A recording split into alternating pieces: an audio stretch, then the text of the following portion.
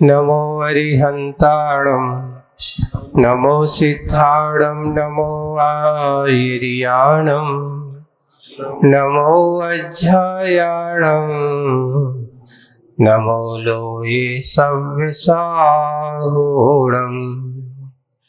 शासननायक भगवान महावीर स्वामी की मूल नायक देवाधिदेव 1008 श्री चंद्रप्रिय भगवान की जय हो। परम पूज्य आचार्य गुरुदेव श्री विद्यासागर जी महाराज की जय हो। अहिंसा परमो धर्म की जय हो। परम पूज्य मुनि श्री अजय सागर जी महाराज। समावेश और जीवन का उद्देश्य, अगर हमारा एक दूसरे के प्रति सहयोग का हो, प्रेम भाव का हो, तो वह है जीवन में दया करुणा का भाव दिखाई देता है। और नहीं है तो कल आचार्य श्री की इस मुखमाटी में अपन ने पढ़ा था, एक का जीवन मृतक सा लगता है और जो कांति मुक्त शव की तरह होता है, चलता फिरता दिखने में तो है, क्योंकि परोपकार, एक दूसरे के प्रति प्रेम आदि की भावना नहीं है। एक का जीवन अमृत सा लगता है, जो कैसा होता है, कांति युक्त शिव के समान, जिसके अंदर अच्छी ऊर्जा है, चेतना है, सबके प्रति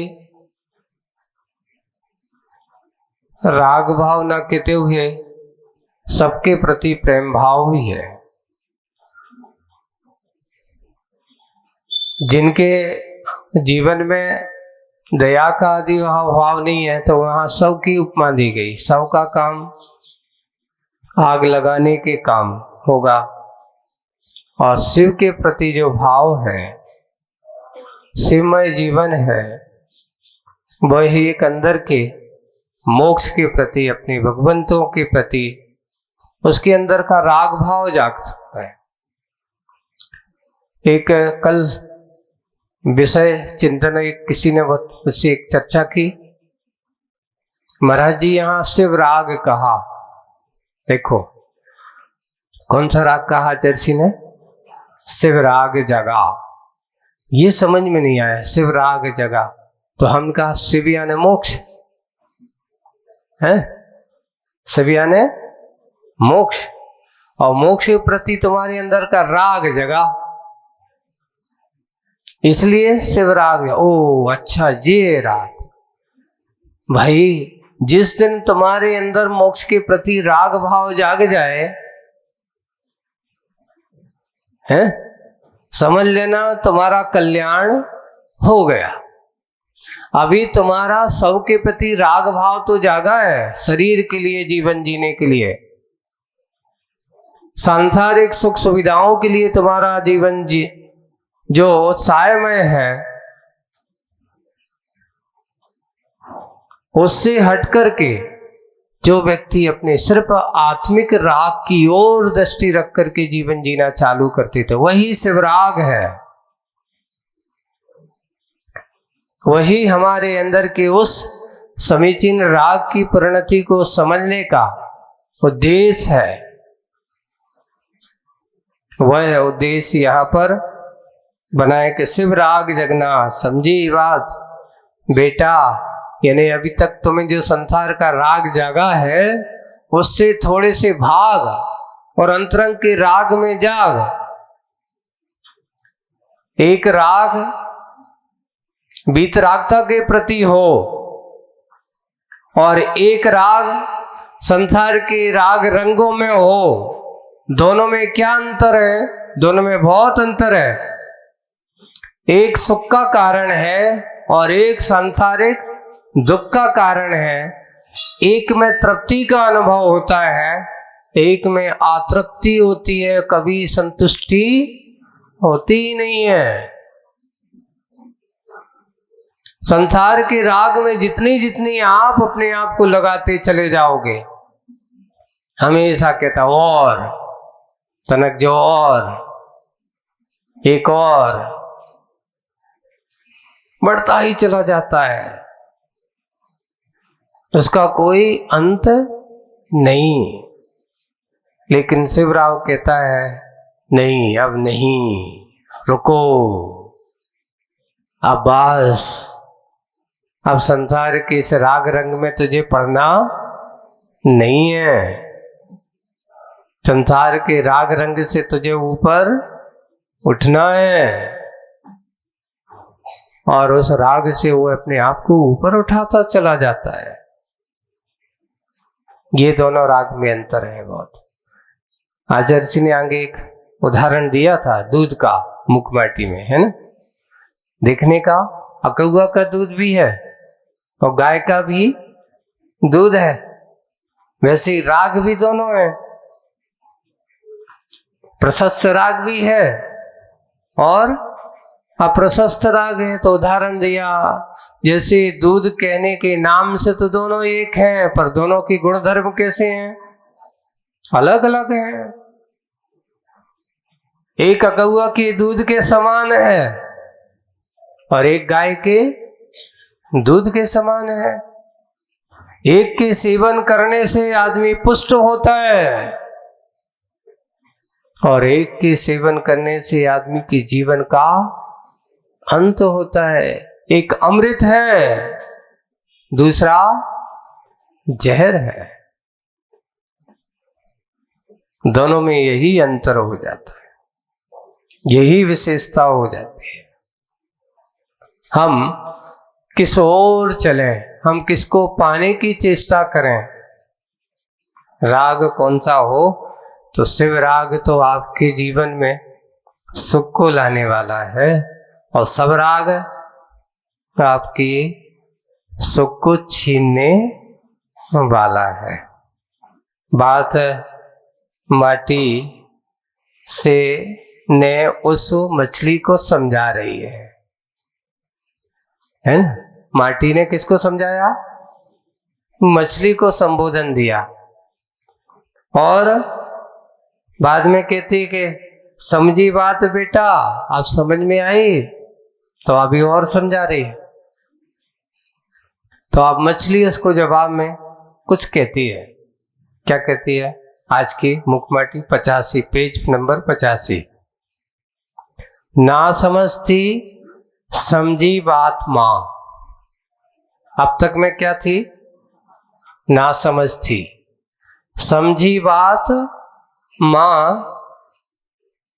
उलझी थी अब सुलझी मां।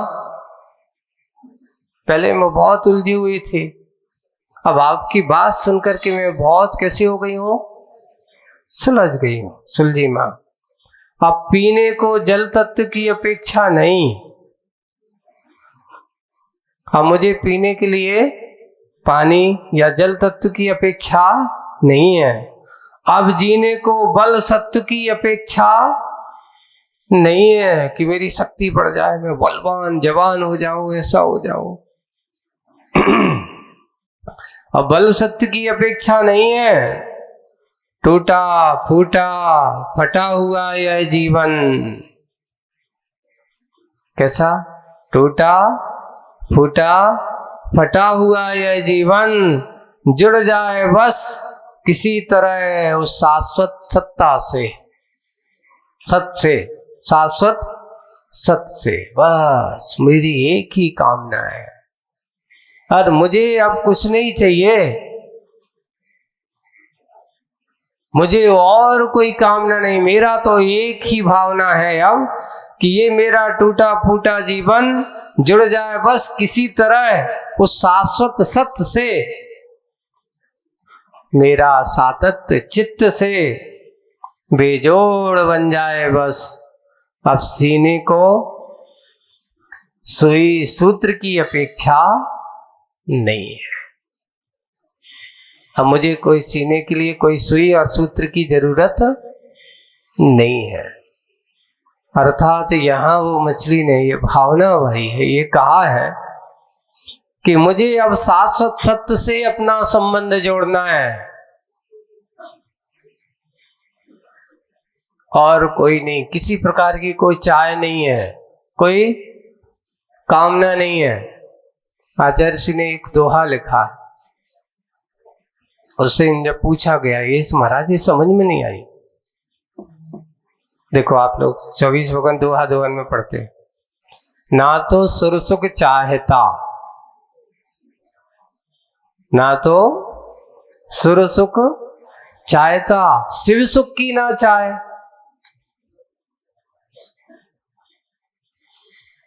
ये तो ठीक है महाराज, स्वर्ग सुख नहीं चाहते हो, शिव सुख की ना चाहे, तभी थुति अविरल में सदा होवे मामो अबगाए। मैं तो ये चाहता हूं भगवान, मुझे तो जितने भी भाव मिले, जब भी मिले, जैसा भी मिले, जहां भी हो, मुझे कोई भी भाव मिले, मैं तो ये कामना करता हूं कि तब थुति अविरल में सदा आपकी स्तुति करने में अविरल यानी निरंतर होवे मम अबो गाय। मेरे लिए एक सौभाग्य मिलता रहे कि आपकी स्तुति करने के लिए मुझे ये मनुष्य जन्म हो चाहे कोई जन्म, मेरा मन आपकी स्तुति करने में सदा लगा रहे जब तक मैं रहूं। मैं ये नहीं चाहूं मुझे स्वर्ग सुख मिले और मोक्ष सुख मिले। तो उनसे कोई पूछा महाराज ये बताओ आप फिर भक्ति काहे के लिए, जब शिव सुख की चाह नहीं कर रहे हो तो भक्ति क्यों कर रहे हो? अरे भक्ति का यही तो फल है, तो मांगो मत, क्योंकि भक्ति के फल से मांगने से नहीं मिलता, बिना आप करते जाओ, अपने आप इच्छा रख करके नहीं करूंगा, कामना नहीं करूंगा, भावना जरूर करूंगा। एक बात नहीं है, भगवान की भक्ति करते समय कामना नहीं होना चाहिए, पर भावना अवश्य होना चाहिए। यहां पर भावना की प्रधानता दी है कि ना तो सुर सुख चाहता, शिव सुख की ना चाहे, तब तक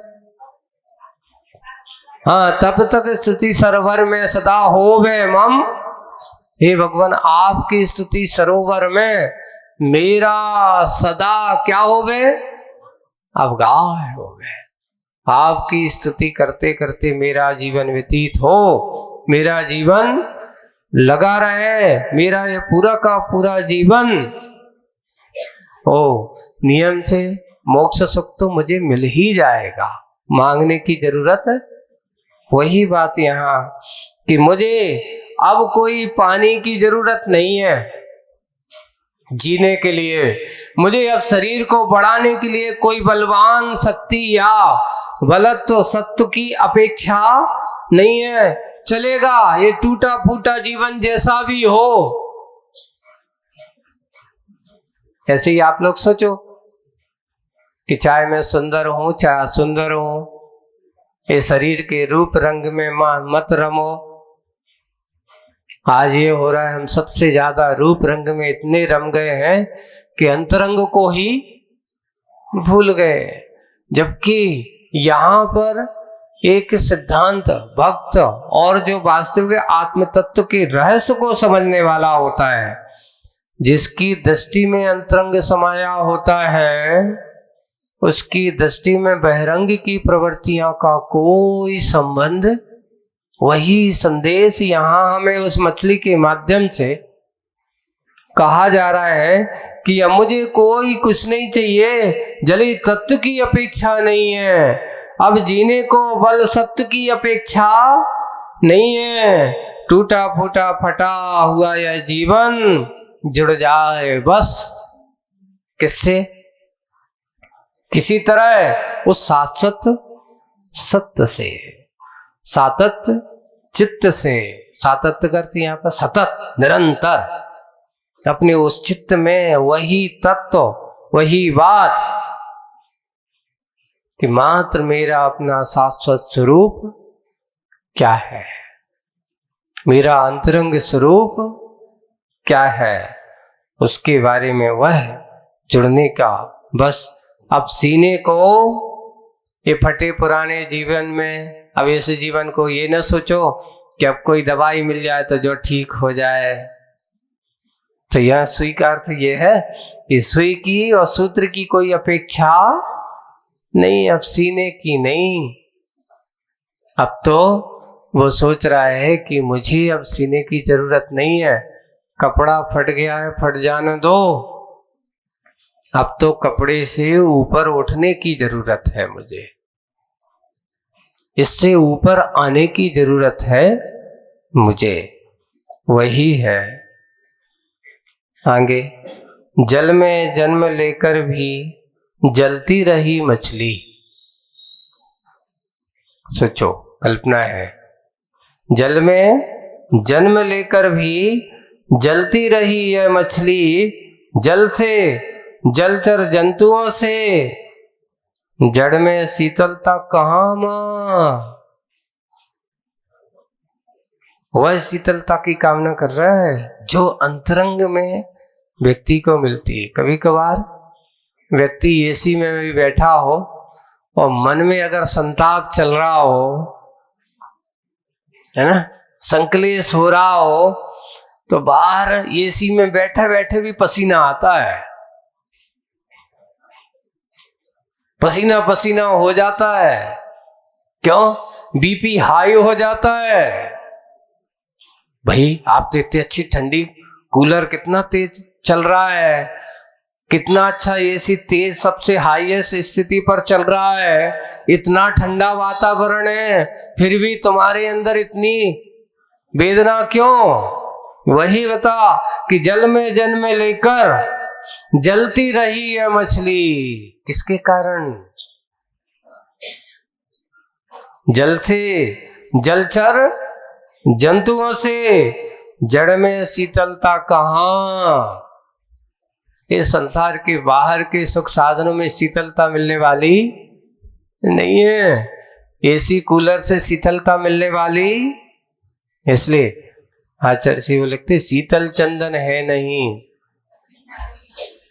है ना, शीतल भगवान आपके जीवन, आपके व्यक्तित्व को देखते, आपके उस जीवन को देखते, तो उससे बड़ा और दूसरा कोई शीतल नहीं है। बाहर का चंदन दिखने में शीतल हो सकता है, सुगंध में शीतल हो सकता है, पर चंदन कभी शीतल नहीं जितना शीतल आपका जीवन है, आपका व्यक्तित्व है। ऐसे ही बाहर की शीतलता काम नहीं करती अगर मन में शीतलता ना हो तो। गुस्सा आ रही हो, कोई ने कुछ कह दिया हो, अरे भैया बहुत गर्मी बढ़ी, बहुत गुस्सा आ रही है, एसी चालू कर दो, हवा कर दो। वो कहते हवा से कुछ नहीं होना, अभी यहां अभी कोई दवा काम आने वाली नहीं, क्योंकि इसमें कहते हैं जब तक आदमी के मन में अतृप्ति हो, मन में अगर किसी प्रकार की संक्लेशता हो, उस समय बाहर की दवा कोई काम नहीं करती। वहां तो काम करने वाली उसके ऊपर ही हो कि सोच ही समझना होगा। शांति रखो भैया, धीरज रखो थोड़ा सा। ये विशेष रूप से परिणति को समझना है। यही व्यक्तित्व की बात यहाँ जल से, मुझे ऐसे जल में नहीं और जलचर जंतुओं में भी नहीं, क्योंकि ये सब जड़ है। इन जड़ पदार्थों में, जड़ में शीतलता कहाँ मां? चंद्रपलों में, इन चरणों में जो पाई। क्योंकि मछली जाकर के कहाँ गिरी है? माटी में। जो चंद्र पलों में तुम्हारे पास संयोग पाकर के, तुम्हारा दिशा बोध पाकर के, तुम्हारा संबोधन पाकर के जो शीतलता मिली है, मैं पानी में रह कर के भी इतनी शीतलता को आज तक प्राप्त। सोचिए, पानी में डुबकी डूबी है, उसी में रहने वाली है, उसमें उसको शीतलता नहीं मिली। उन जल जंतुओं के बीच में रह कर के भी मुझे ऐसी शीतलता नहीं मिली जो कुछ क्षण आपके साथ व्यतीत चंद्र पलों में, इन चरणों में जो पाई। कैसी शीतलता पाई? उदाहरण है, मलयाचल का चंदन और चेतोहारिणी, और चेतोहारिणी चांद की चमकती चांदनी भी चित्त से चली गई उलझी सी कहीं। कल्पना की है कि जैसे मलयागिरी का चंदन अगर अच्छे से आपको लगा दो तो थोड़ा सा भी, अरे किसी भी कितनी गर्मी हो और अगर तुम्हारी लगा दिया जाए तो नाक से पानी आ जाए, ऐसा चंदन, बाहर की शीतलता उसकी इतनी होती है। और चेतोहारिणी, चित्त को हरण करने वाली, ऐसी जिसे देख करके सब मुदित हो जाते हैं, आनंदित हो जाते हैं। चांद की चमकती चांदनी, चांद की चमकती चांदनी भी चित्त में चली गई। हाँ, चित्त से चली गई, यानी आपके वचन को ये बाहर की शीतलता की ओर ध्यान ही नहीं गया कि इससे भी शीतल आपका संयोग हो सकता है, आपकी सन्निधि हो सकती है। ऐसा चित्त से चली गई उलझी सी कहीं में, हाँ, उछली सी कहीं, जैसे उछल करके चली गई। हाँ, उछली सी कहीं। मेरा स्पर्श पा आज हर्षा की वर्षा की है, तेरी शीतलता ने मां शीतलता हो तुम। नमक क्या कहा? बहुत अच्छे विग्रह किया। मां तुम क्या हो? शीत, ला को इधर कर दिया और ता और जोड़ दिया, शीतलता की जगह शीतलता हो तुम, साक्षात शिवयामिनी। ऐसा लग रहा है जैसे शिवयामिनी यानी मोक्ष को जाने वाला यान, शिवयामिनी। आप तो ऐसा लग रहा है कि मुझे मोक्ष पर ले जाने वाला शिव विमान हो। मोक्ष की, हर्ष की वर्षा की तेरी शीतलता ने, मां आप कैसी हो? शीत लता हो, बहुत अच्छा, ऐसी उसकी वेल हो, तुम साक्षात शिवयामिनी है। ऐसा स्पर्श, ऐसी बात किसने कही? मछली ने माटी से कहा। तेरी गोद में ही अब वो भावना रख रही है, ऐसा उसने जब कहा, तेरी गोद में ही इसे बोध मिलेगा मां, तेरी गोद में फिर शोध चलेगा मां। अगणित गुणों की योग का, किसका? योग का, यानी स्वभाव, अपने अंदर के गुणों का। योग से यहां गुण स्थान भी लगा है, उस पर एक आ गया। आपकी गोद में मुझे क्या मिलेगा? बोध मिलेगा। और तेरी ही, आपके ही गोद में ही फिर मेरा क्या चलेगा? मुझे पता चलेगा कि मैं कौन हूं, कहां से आया हूं, किस लिए आया हूं, किसके लिए आया हूं, क्या करने के लिए आया हूं। यही तो शोध है। अगर आप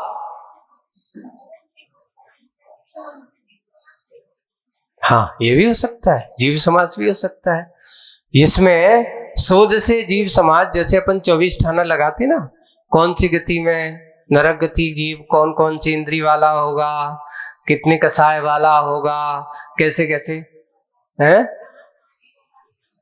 समावेश हो सकता है शोध से। तेरी गोद में ही मेरे मुझे बोध मिला, यानी ज्ञान मिला, और तेरी ही बोध में मुझे शोध मिला। इसके बहुत अपन अर्थ चिंतन की गहराई में जाएं तो बहुत कुछ अर्थ निकल सकते हैं। पूरा 24 ठाना भर सकता है, पूरा कर्म कांड जीव कांड आ सकता है इसमें। तो ऐसा अगणित गुणों के योग का भोग हमें, ऐसा योग, ऐसा गुण स्थान, जैसे जैसे ऊपर ऊपर बढ़ते जाते गुणों का विकास होता चला जाता है, और उसके अंतर गुण संपत्ति, यहां से अज्ञानता, मिथ्यात्व, कसाय, राग, देश कम होते चले जाते हैं। ऊपर ऊपर के गुणों में अगणित गुणों जैसे जैसे आप गुण स्थान की एक एक सिद्धि ऊपर ऊपर बढ़ते चले जाओगे, वैसे वैसे आपका गुण बढ़ता चला जाएगा। एक बार एक बालक आए, थोड़ा सा उसने पढ़ लिया, अच्छा स्वाध्यायशील था। महाराज जी हमारे चाहते मेरा गुण स्थान बढ़ जाए, कैसे बढ़ेगा जा बताओ, कुछ उपाय बताओ। मैंने कहा कितना गुण स्थान बढ़ाना चाहिए? मैं तो चाहता हूं कि बहुत बढ़ जाए। कितना बढ़ जाना चाहते हो? हम तो चाहते हैं कि हम तो बस सीधे सीधे 13वें 14वें में पहुंच जाएं।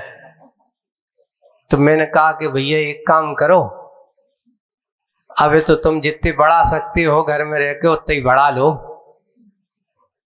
अबे तो एक काम करना सीख लो कि अबे घर में रह कर के इतना बताओ कि कोई जब तुम्हारी बात नहीं सुनता तुम्हें गुस्सा आती कि नहीं आती? बोले कि आती है। बस जो सीख लो कि कोई तुमसे बुरा कहे तो गुस्सा मत करना।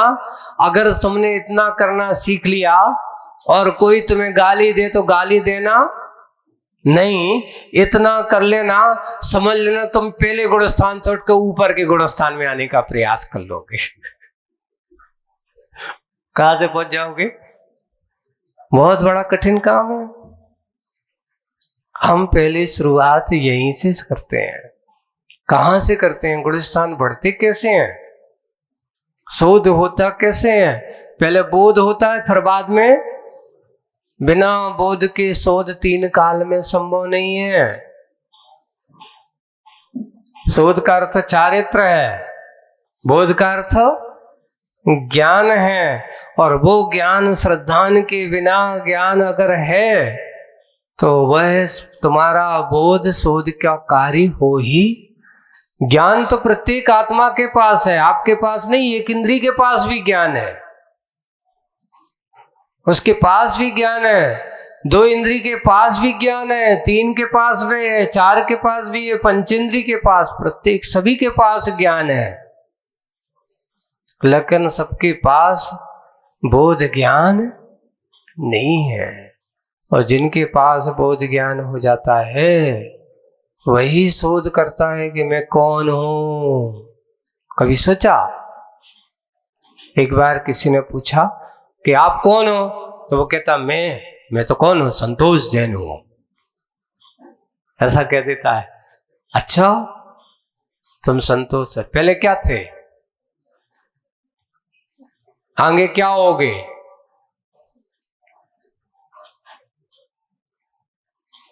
पहले थे, पता मालूम है तुम कौन थे? क्या नाम था तुम्हारा? नहीं पता। आगे क्या होगा? अब पता करो। पहले भी एक आत्मा थे, ऐसा कहो, एक शुद्ध चेतन स्वरूपी आत्मा। आज हूं, पहले भी था और आगे भी रहूंगा। बाकी जो नाम है वे नाम यहीं छूटने वाले हैं। कोई भी साथ जाने वाला, जिसका नाम है वो जाने वाला नहीं है, ऐसा कह देना चाहिए। जिसका नाम है वो साथ जाने वाला, और जिसका कोई नाम नहीं, एक शाश्वत नाम है जिसको कहते हैं शुद्ध चेतन स्वरूप तुम्हारी आत्मा। जब तुम ऐसी आंख बंद करके बैठो और ऐसा करो कि मैं कौन हूं, तो ये मत सोचो कि मेरा नाम मैं ये हूं, मैं वो हूं, मैं करोड़पति हूं, मैं लखपति हूं, मैं दीन हूं, मैं हीन हूं, ऐसा मत सोचो। मैं तो एक शुद्ध चेतन स्वरूपी आत्मा हूं। ये शोध हमारा शुरुआत यहां से। पहले जानो तो आत्मा है कौन, आत्मा का अस्तित्व है क्या, आत्मा के अस्तित्व की प्रति तुम्हारा सोच जरिया क्या है। पहले एक ये हमारे मन में धारणा कि कीमती क्या है ये सोचिए, बहुमूल्य क्या है। जिसे अपनी बहुमूल्यता पर भान होता है वही व्यक्ति उसको पाने की कोशिश करता है, और जिन्हें बाहर का मूल्य ज्यादा लगता है, अपना मूल्य कम लगता है, उसकी दशा कैसी होती है? उसकी दशा वही होती है बाद में आकर के लौट के बुद्धू घर को आए। पहले सोचता है, एक अपने यहाँ रत्न श्रावकाचार्य में है ना, उसकी कथा मिलती इसमें सु है ना, नवनीत है ना। बोर्ड ने सोच क्या रखा, कंजूस आत्मा, उसको बहुत अच्छा है, उसकी कथा है, सारभूत संक्षिप्त में बताते हैं कि उसने सोचा है सपने की जिंदगी जी रहा है, सपनों में अपने आप को जी रहा है। एक दिन क्या हुआ कि वो उसके पास अब कुछ नहीं है, मांग मांग के कोई के घर, इसके घर जाता वहां से मट्ठा लाता है, अब पीता है तो उसमें तो थोड़ा सा जो नवनीत था उसकी मूंछों में लग जाता था, खाए में लग जाता उसका, इसलिए उसका नाम इसमें सो नवनीत का आ जाता है उसका नाम। तो वो धीरे धीरे उनमें से मूंछों में से नवनीत निकाल निकाल के इकट्ठा कर लेता है, और इतना करते करते, मेहनत करते करते उसका इतना कि ये कितना घड़ा भर नवनीत इकट्ठा हो गया, घी बन गया। आप सोचो कितनी दिन की मेहनत होगी, कितने दिन की मेहनत होगी। अब चलना दो उसका सपना का संसार, अब इसमें से मैं घी बनाऊंगा, है ना, घी बनेगा और बाजार में जाकर के बेचूंगा, उससे रुपया रखूंगा, लूंगा, और उससे फिर एक अच्छी क्या का खरीदूंगा, गाय या भैंस खरीदूंगा। अब देखिए अभी कुछ है नहीं है, सपना चल रहा है, एक गाय या भैंस अच्छी से खरीदूंगा, फिर उससे दूध लगाऊंगा, और दूध लगा करके फिर पुनः अच्छे से घी बनाऊंगा, और बड़ा घी का कारोबार होगा मेरा। फिर अच्छा एक क्या होगा, अच्छा घर होगा। कल्पना के संसार में जी रहा है, और अच्छा घर होगा, बड़ा घर होगा, उस घर में अच्छे बढ़िया आराम से मैं रहूंगा, और फिर अच्छे से शादी करेंगे, मेरी पत्नी होगी, हैं?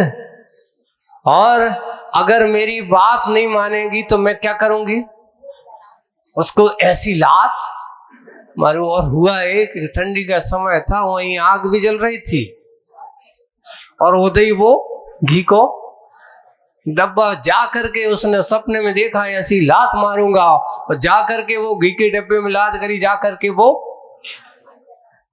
आग में पूरा का पूरा आग भड़क गई उसमें से।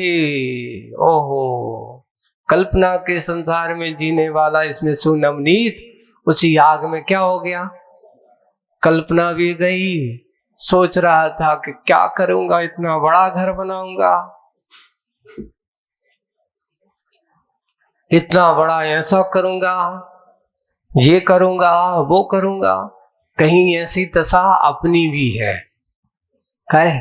ऐसा सोचा था तुम लोग? संसार की इन कल्पनाओं में जीने वालों, बंधुओं, इन कल्पनाओं में जितने जियोगे बिल्कुल ऐसा ही है। रात में सोते हैं अब ऐसा हो जाए, अब ऐसा करना है, अब ये पाना है, इसमें ही लगे रहते हैं, पर वो कभी मिल नहीं पाता।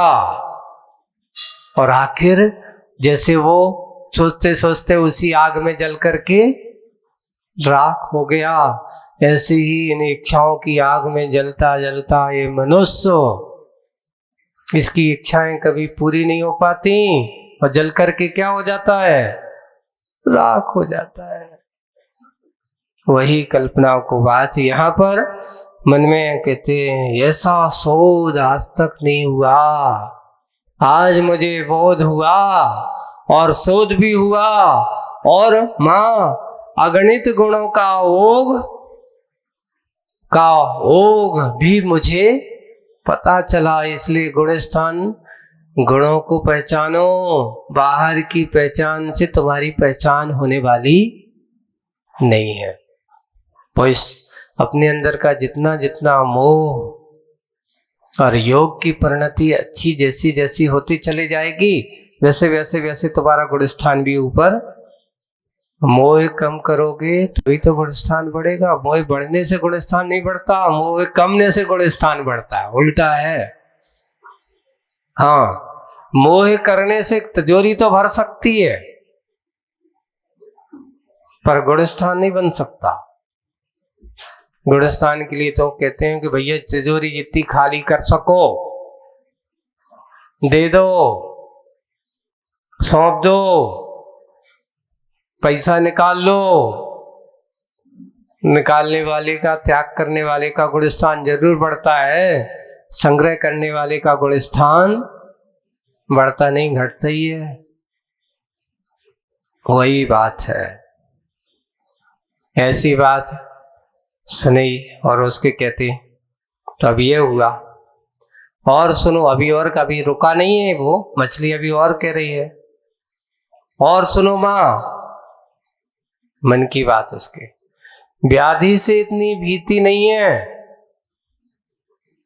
आज आप लोगों की संसार की यथार्थता इसमें भरी जा रही है।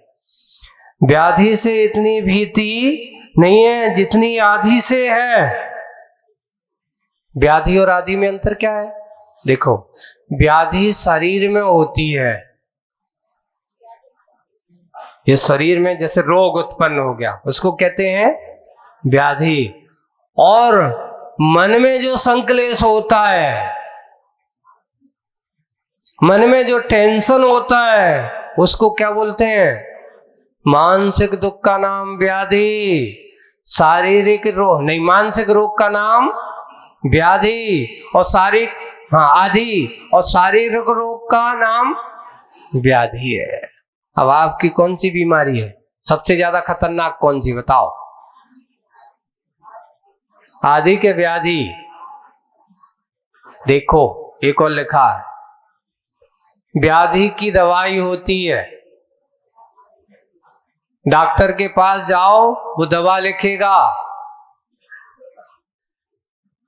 है, और दवा लिख देने के बाद आप उसको अच्छे से क्या करो?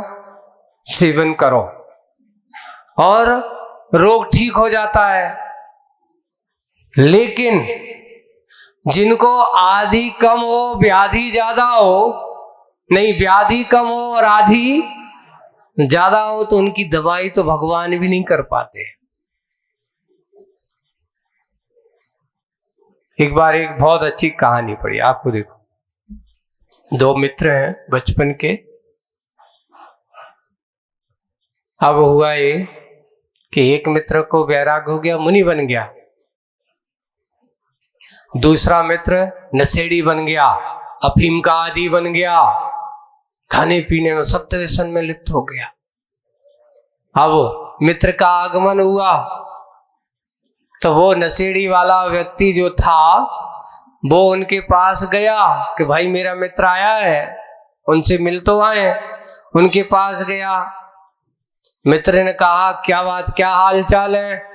बोले कि सब हाल तो कुछ पूछो मत, चाल की कुछ कहो मत, क्योंकि बहुत बुरी हाल है। आपके जाने के बाद हमारी तो सब दिशा और दशा बदल गई।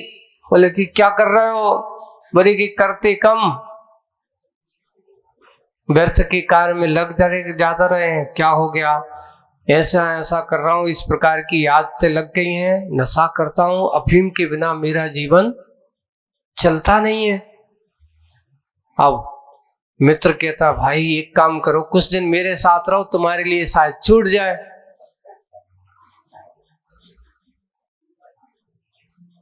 तुम्हारे लिए छूट जाए। आप क्या करें, ये तो इधर तो कह रहा है, लेकिन इसके बिना रहा नहीं जाए, इनके पास रहेंगे तो आएगी कहां से, कैसे मिलेगी। अफीम खाने की आदत बहुत खराब है। तो उन्होंने कहा, मन को समझाना है, वास्तविक सत्यता नशा जो है ये मानसिक बीमारी ज्यादा होती है, शारीरिक कम। अगर हम सोच लें, निश्चय कर लें, कोई भी चीज नहीं है कि हम कुछ नहीं कर सकते। एक तंबाकू खाने वाले व्यक्ति से कहते कि भाई छोड़ना, अरे छोड़ना कितनी बड़ी बात है, 1 मिनट का नहीं, एक समय की बात है छोड़ना। मन में सोच लो को नहीं खाना, अरे महाराज बहुत कठिन काम है, जब तक न खाते नहीं तब तक मन लगता ही नहीं है। बीड़ी पीने वाले से पूछो बीड़ी कैसे छोड़े जाती, तो कुछ नहीं, ऐसी पकड़ो ऐसे कर दो छूट जाएगी। नहीं नहीं महाराज, हाथ से तो छूट जाएगी, मन से कैसे छूटे।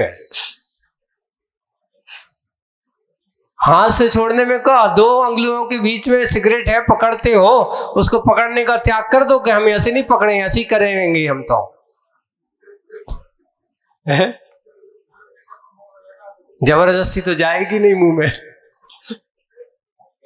हम जब लगाएंगे तभी तो जाएगी। बहुत ऐसा हुआ तो उसने नहीं माना। आखिर क्या करें, उसने कहा तुम ये काम करो, विकल्प छोड़ दो, इतने दिन तक तुम एक काम करो, 8 दिन हमारे साथ रहो बस, उसके बाद तुम आ जाना मनमान करके, लेकिन 8 दिन हमारे पास रहो, तुम्हारी इच्छाएं हम पूरी करेंगे, चिंता मत करो।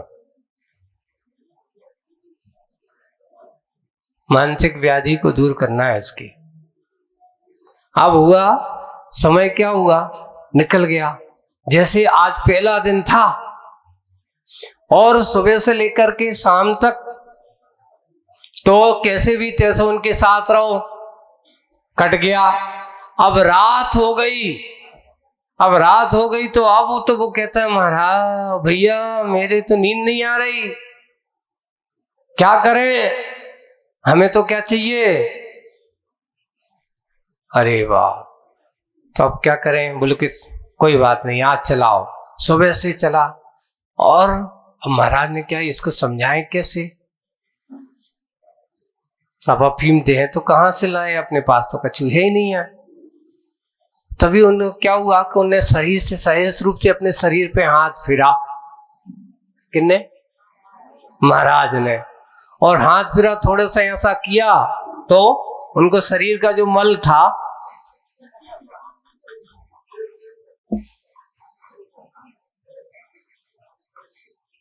है ना, मल था, वो ने अरे ये अच्छी थी, उनके दिमाग में आ गई, इसको तो क्या है, किसकी रसा लगी है। तो उन्होंने थोड़ा सा लिया और उसकी अच्छी सी गोली ऐसी बना के एक छोटी सी और रख दी। बोले कि तुम्हारी दवाई मिल गई। बोले कि क्या चाहिए तुम्हें, ये चाहिए ना, चलो आओ। और उन्होंने जाकर के, अभी एक मेरा एक भक्त आया है, उससे ऐसी बात हुई, वो अंदर रख करके गया, तो उन्होंने एक छोटे से पात्र पे वहां जाकर के गोली रखी, जाओ तुम्हारी दवाई आराम से ले लो। और वो गया और समझ लें कि उसने जैसे ही समझा कि इसका स्वाद तो, बोले कि इस बार विशेष वाली है, कोई सामान नहीं है, ऐसी तो तुम्हें कहीं मिलेगी नहीं। ऐसा समझ करके उसने सेवन कर लिया। दिन भर सोचता रहा, आज मैंने खा ली, आज मेरा क्या होगा, खोटा हो गया। कैसा लग रहा है, अच्छा लग रहा है, क्यों, मन से निकल गया कि आज मैंने क्या कर ली, खा ली। दूसरे दिन जैसे ही सुबह हुआ,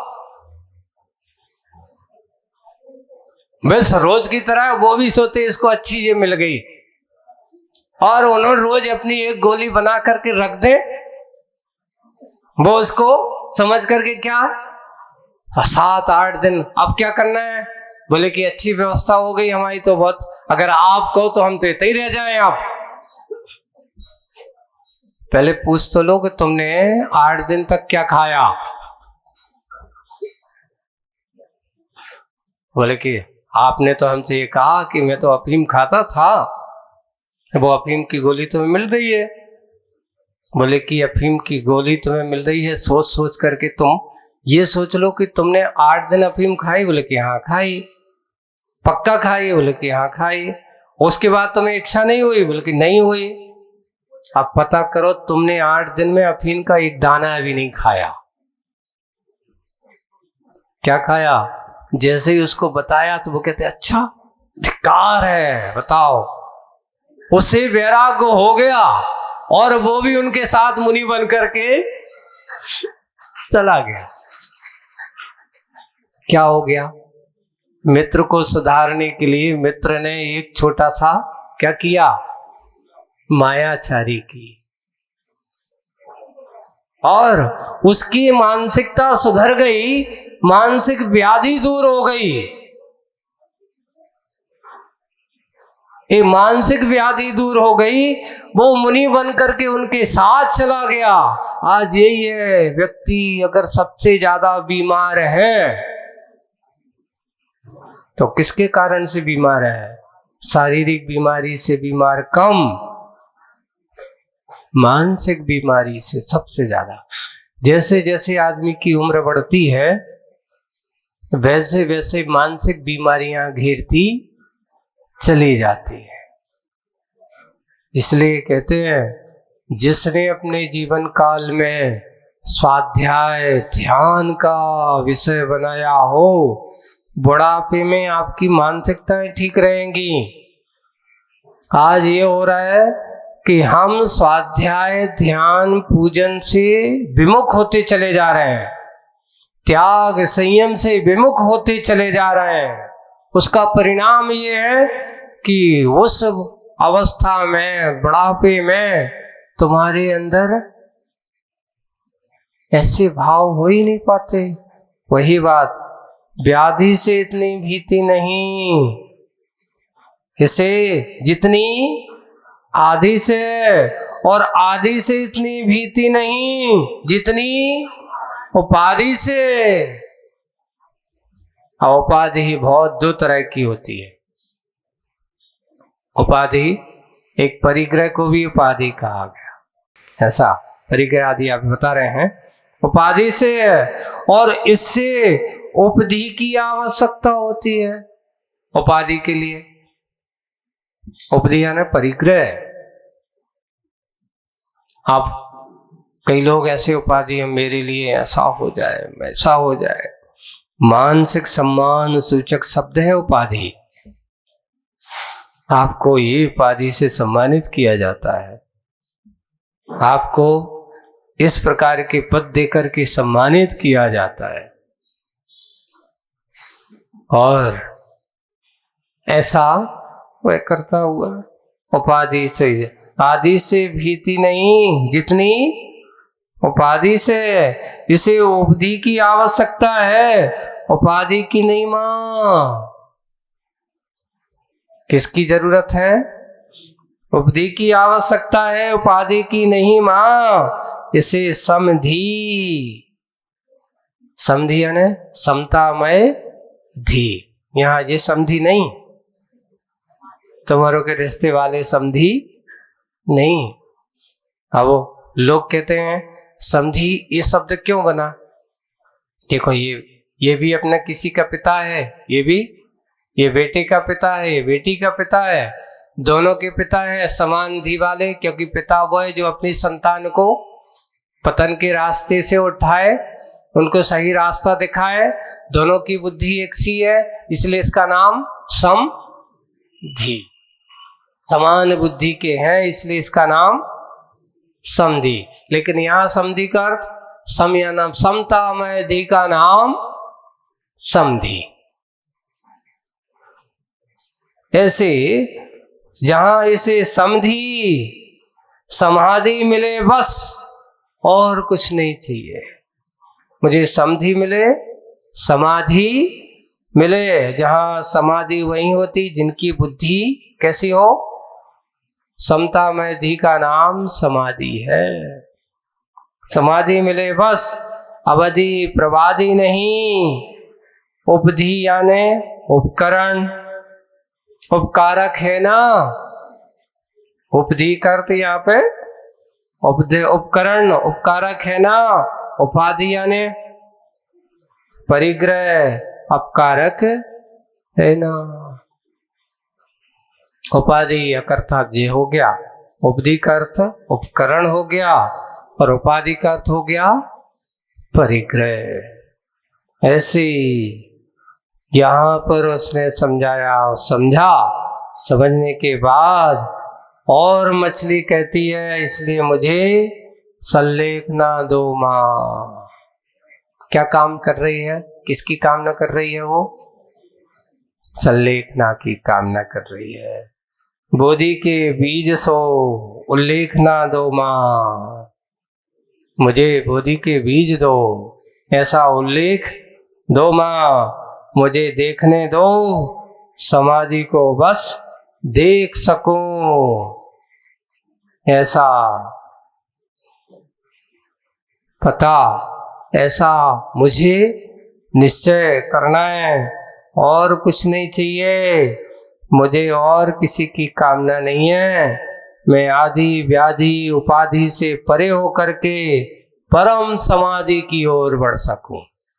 और समाधि तभी होती है जिनको शारीरिक आदि से कोई मन में वासना नहीं, किसी प्रकार का अगर हो भी तो वह सोचे ना, मानसिक कोई व्याधि ना हो,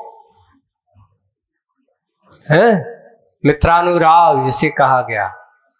अब कोई मुझे बता दे कि वो आ जाए और ये करे और वो करे, मुझे उनको बुला दो, नहीं, मानसिक व्याधि भी नहीं। और उपाधि, उपाधि मैं ऐसा करूंगा तो मुझे ऐसा सम्मान मिलेगा,